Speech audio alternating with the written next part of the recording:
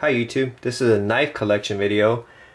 These are all the knives I currently own. I've been collecting knives since June of 2016, so about a year and 3 months. I started with the Spyderco Tenacious. In the beginning, that knife just didn't do too much for me. I wasn't liking the Spidey hole and I didn't understand the knife. But here is a Delica. As you can see, I own a number of Spyderco products now and I love them. Bringing out this one to you first because I want to show you, this is basically my user. This is something that I use to open letters, mails, boxes, anything that I get. So you'll see a bit of gunk on here, glue and stuff. So yeah, this is what I use on a daily basis, and my wife uses it as well. So very cool knife. Now I thought I want to start making this video because I enjoy watching other people's review on knives, and sometimes they won't even be reviews, just their opinion on what they like and dislike about different knives. So I figure I have a bunch of knives and I'll tell people what I think about them. But this video right here is just going to show you what I got. In the future videos I'll talk more about in depth about different knives I own. So here is a Dragonfly. This is a very surprising knife. I didn't know how small it was. Pretty amazing little knife, super sharp. There's a story behind this. I bought a Nest bed, a mattress. So if you know anything about how they come in a big box basically, and it's all wrapped up in plastic. And I used this. I thought, small knife, not gonna do much damage. Cut open the package with it. So I took the knife and I went across the packaging, and this thing was so sharp it actually damaged the actual mattress, and I went through a little bit. My wife wasn't too happy about that. Yeah, so very sharp little guy. This one right here, Techno, it's actually one of my latest acquisitions. So here we go. Got this one off Blade Forum. Someone was selling it. You can see there's a little nick right there. Very cool little knife. I'm glad I got it. It's really stout. Really good at cutting cardboard boxes. I cut some boxes the other day and it was pretty amazing tool for that. Kershaw League. I say most people know about this knife. Come on, focus. There we go. Very cool, lightweight, thin knife. Awesome EDC. One trick about this knife is that there's a little lock right here. Camera keep going in and out of focus. Once that lock is on, it's almost impossible to flip it open. And at first when I got the knife I was like, oh, what's wrong with this? Something wrong with the knife. But it was just the lock. Really cool knife. Definitely recommend getting it. If you're someone who's new to collecting knives, that would be a great piece to own right there. Alright, this is the Kershaw Malt. This, I gotta say, is probably one of my favorite knives of just besides from the Delica and some of the other knives I'm going to talk about. This was like ranks up there like top 3, I would say. I mean, it's not one, it's not one of the most expensive knives I have, but definitely has a lot of cool features, like a bottle opener. You can see the shape of the blade. It's actually very useful. It's awesome little flipper. I love lanyards and beads, so I'll talk about these in a future video. But this knife, not too expensive. I think about 30 bucks, and definitely worth owning. It's great to take it to parties and use it for a good bottle opener or lime slicer. Delica, already talked about it. Sage, this is the Sage 2. So as I learned from some other videos about Sage, the name is basically, there's Sage 1, 2, 3, 4, and 5. They all kind of, Spyderco want to do a tribute to all the great knife makers, and this is for Chris Reeves knives. So basically it's a titanium frame lock. So awesome flipper. I mean, not a flipper, it doesn't have a flipper tab, but once I learned how to use the Spydie flick, opens with amazing action. So that's that. Alright, so the next 5 knives I'm going to talk about are my WE knife collection. I actually own another one which I sold, so these are my current collection. Let's start with this one. This one is WE knife 605. So yeah, it's not really integral, but you can see what they're trying to do here.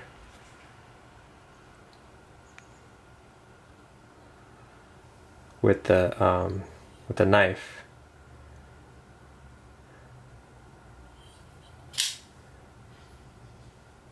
It's a Tanto style, so it's a really like a kind of a Japanese quayback kind of design, I guess. I don't know. Well, I guess most quaybacks are kind of straight on the back. So good looking knife. I like this knife just for its shape and the handle, which resembles dragon scale.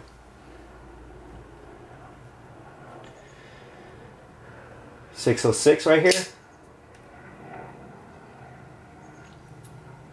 Now these WE knives, I got into them pretty early on. Unlike most people who collect knives, I kind of went a different route. So people would get some of the cheaper, I should say less expensive knives like Spyderco's and Kershaw's, knives that are like in the $20, $30, or $40 range.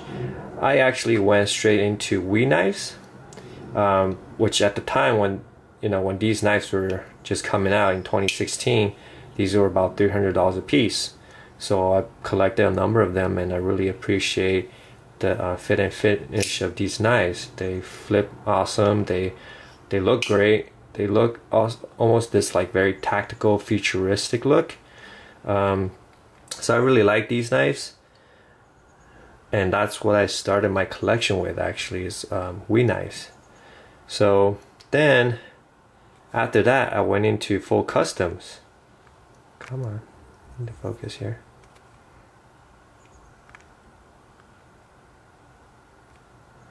Camera's really having a hard time. Full customs, in which I'll talk about later. And then I came back around to these Spyderco knives and Kershaw's, and it's kind of backwards on how most people collect, I guess. This one's 607 purple. I really like this one. It flips really easy, almost effortless. There's no lock stick. Awesome knife. I really like the look of it. But yeah, funny story about this one. If you can see right here, my camera freaking focus here.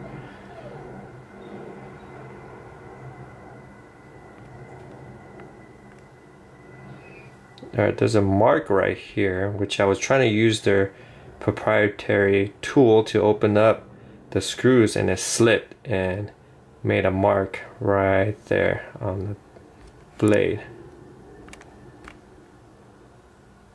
So the light catches it right there, you can see it. Not a good experience, when I first bought the knife for 300 bucks and I was trying to fix something on the knife because these screws aren't totally flush, and I was thinking maybe I can crank it down a little bit, get them flush, but slipped and made a mark. Not very happy at the time, but I'm over it now. Next one, 702. awesome integral. This one is a integral. Good lockup. I do think this one is pretty tough to disengage. Gotta put a bit of force into it. After a while, if I'm playing with this knife for a while, my thumb will get these imprints, and it does hurt my thumb trying to close the knife. Other than that, I really like the look of this knife. Good size, fits in my pocket really well, and I have taken this to steakhouses and used it as a steak knife. Alright, 707. This one, actually, I saw a video of the prototype. I immediately liked it, wanted to get it, couldn't find it anywhere. Then I saw it on Massdrop, and I was like totally excited about it. Paid you know, got into the Massdrop, paid the extra money for shipping, all that stuff, and got it to me. And a week later, after I got it, they started selling them on Blade HQ. So, and for cheaper than what I paid, just a little bit. All right, next one. This is the Field Grade Field Marshal Top Bag knife, I guess. I can't really remember the exact name of it, but large, probably one of the larger knives I own. I do really like the color and all the little details that you get in this knife. Again, put another bead on there. Love those things. Awesome knife. Alright, I'm gonna go a little fast now with this video. The video is running about 13.5 minutes now. So, alright, so this one is a Curtis F3. No explanation needed. It's an awesome knife. Flips like a champ. The flipper tab, I want to say, is probably one of the bigger flipper tabs I have.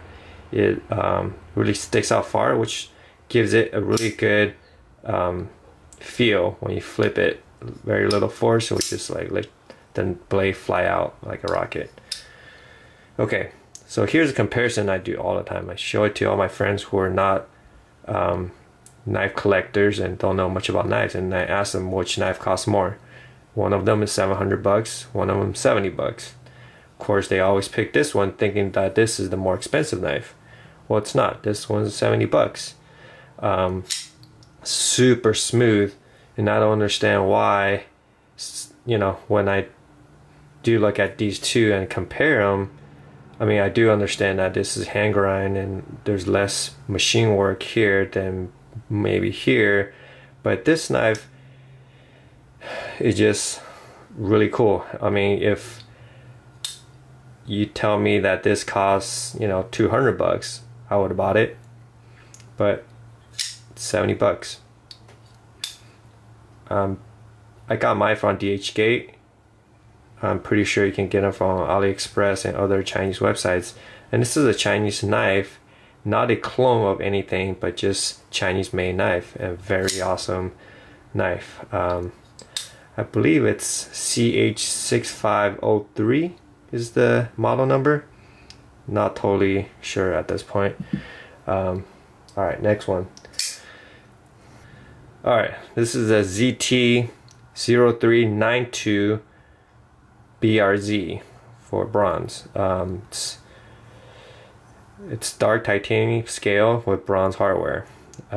This one I got also from eBay, and you can see it has a really nice mirror edge. If I get the light on there, really goes well with the darkened blade. Awesome knife. Love this one. Another eBay acquisition. Whoops. Hard to do this on camera. Gapco knife. This is Spinner 2.0. It feels really light in hand, and it's really easy to open. Great knife. This one, Master Blaster. Forum Forge. Awesome knife.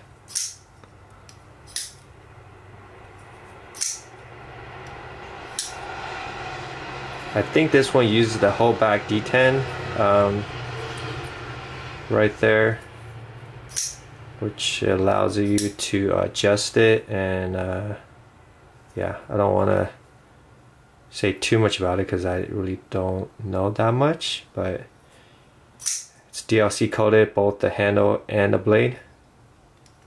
Cool stuff. Alright, next one, Future, Riyadh Future. This one has a Bifrost Damasteel.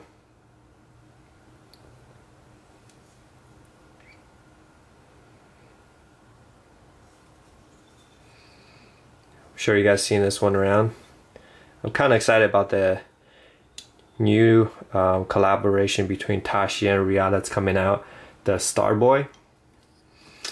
But this one is the LUDT Stormtrooper.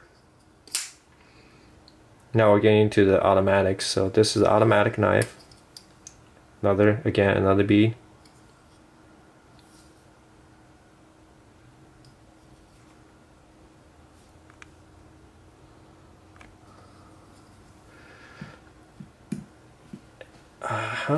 This is out the front. This is the Microtech Ultra. Says Monolab on the blade right there. Love this shape. I just really like the action. Awesome knife. Alright, the last three are my customs. This is the M75.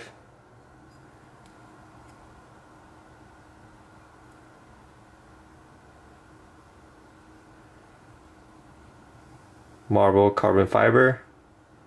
Now let's send this one back to the maker and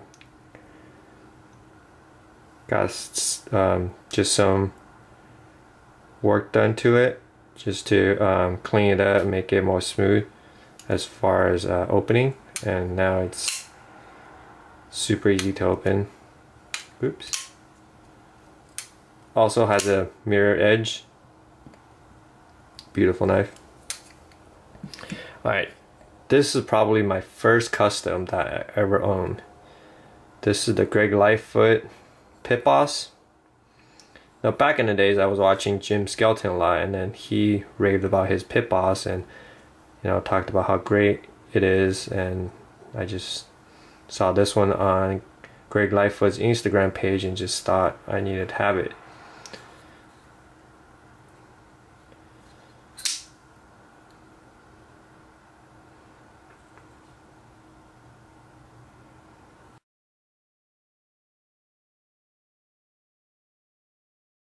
Alright, last one. Clean this up a little bit real quick. Alright, back from cleaning. This is the collaboration between Andre Thorburn and Tashi. And this is the A6 model. Really lucky to have this one.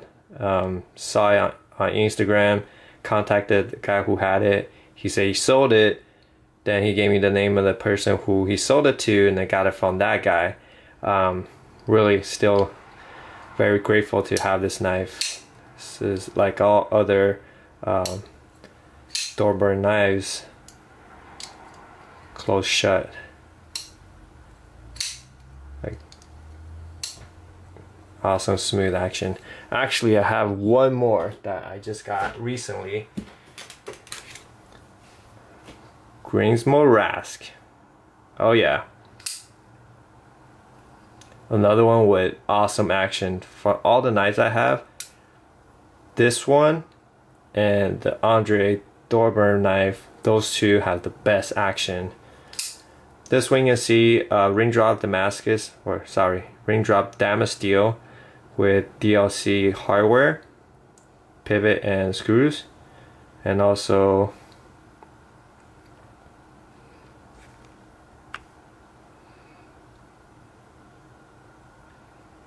wow, the Damasteel just doesn't show up well on my camera. Doesn't want to focus. But anyways, Well, this is the last knife in my collection. Thank you for watching this long video.